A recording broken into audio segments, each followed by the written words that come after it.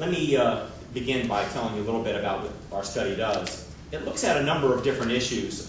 It looks at e-commerce, business to business, business to consumer, e-commerce. It looks at telecommuting, e-materialization, and what that is, to a large extent, is how we're able to rid ourselves of physical things for electronic things, newspapers,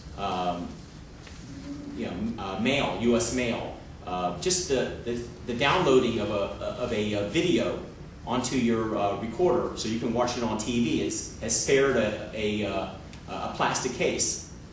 So what we're seeing here is, in small ways, there's a lot of things that can be done that can benefit the environment.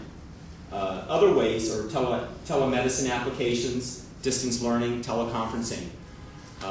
There's a lot of research out there that has looked at these things over the years, and what we do is we actually go out and we survey the research, look at what assumptions were made, and try to update or validate those assumptions.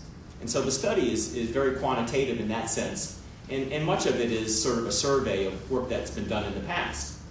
Now, let me just talk briefly about one, just to give you an idea of sort of what we did. Is we take a particular issue like telecommuting, and we begin to focus on the fact that there's 130 million cars that commute each day. And we calculate, as an example, the time lost to commute from work.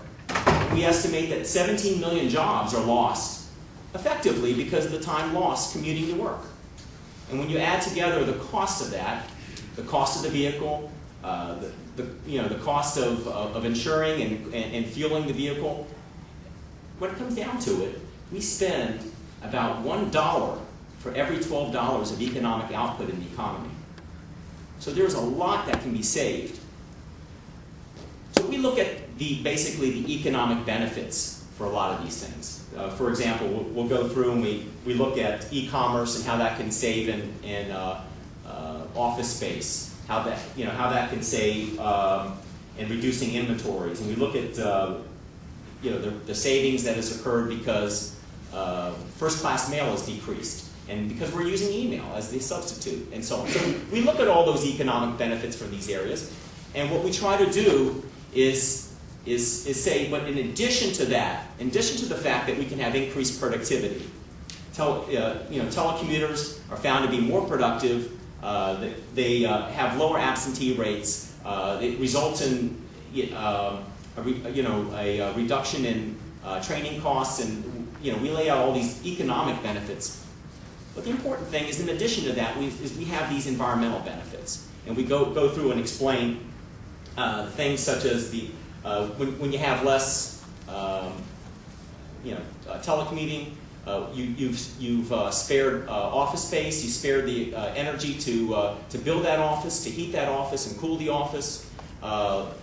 Roads and maintenance have been reduced. Hazardous waste and runoff has been reduced. There's a lot of positive economic benefits that result from that. And so what the study does, it basically lays out, looks at case by case for these different areas, and is by no means comprehensive. While we try to pick up a lot of the ways that broadband and IT is influencing the energy, creating both economic and environmental benefits. And while we do that, there are many other areas that can be included. To us, I think the takeaway is that these technologies are significant in terms of reducing greenhouse gas emissions, and I believe there's much more that can be done in terms of trying to find more precise measurements of what those benefits are. And I think to the extent we can expand the scope and the areas in which we find these benefits.